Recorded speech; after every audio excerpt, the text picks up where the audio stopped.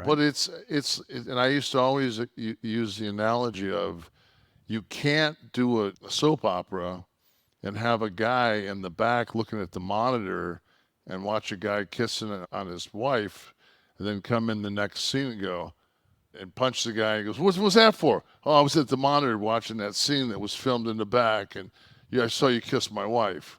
You can't do that. You have to have distinct lines and parallels. The fourth wall, right? Yeah, I mean, it's just Milk Carton wrote I in. just have a feel. I just have a feeling that Tony, his booking style would not be considered Sorkin-ish.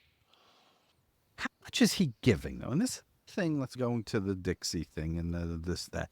Like how? Stop bringing up Dixie No, this is why I asked about Dixie because because you she's said she, that she she had people doing. I'm proving your point that yeah, she had people doing the wrestling stuff, and she might have just been saying something like, "Listen, we're selling a ton of Rob Terry merchandise," which could have happened. Can you guys get him involved this week on TV? And then it's up to the wrestling guys.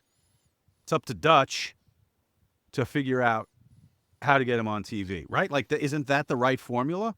Boss says, "Hey, this guy, this guy, this guy, doing well," and then if TNA would have merch. yeah, they didn't have anything. Nah, That's not fuck true. it.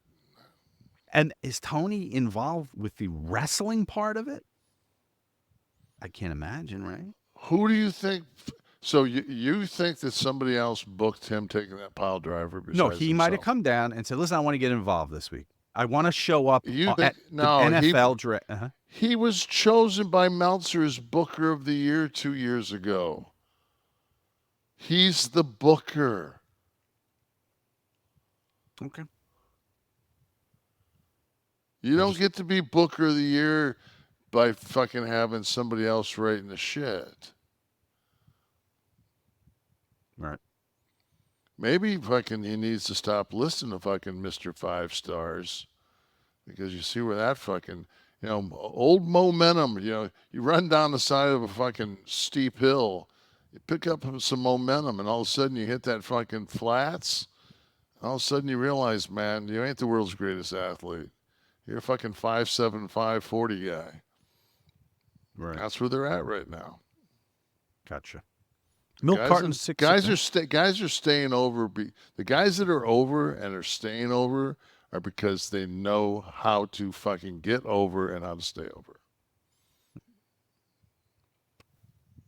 Interesting. So, right. So it's not like some of the people you worked for that had a very good sense of how to make Kevin popular. This is Kevin's so damn good out there that he's going to be popular no matter what. And those are only the guys that you're going to have that reaction for in AEW, you say, right? The guys Yeah, that know well, how to go out they there. brought back Kenny Omega Yes.